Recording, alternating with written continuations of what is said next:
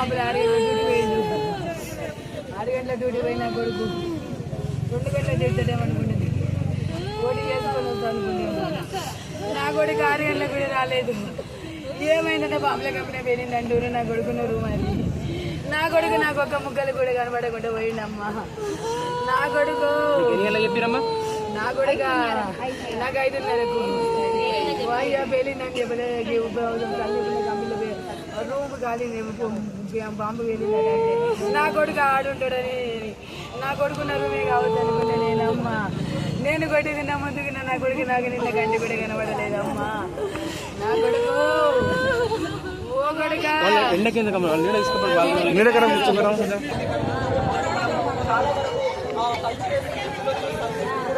చూడడానికి ఇంకా బాగున్నాయో కూడా ఆ సంగీతో కలిసి ఉన్నది. చెప్పండమ్మా మీకు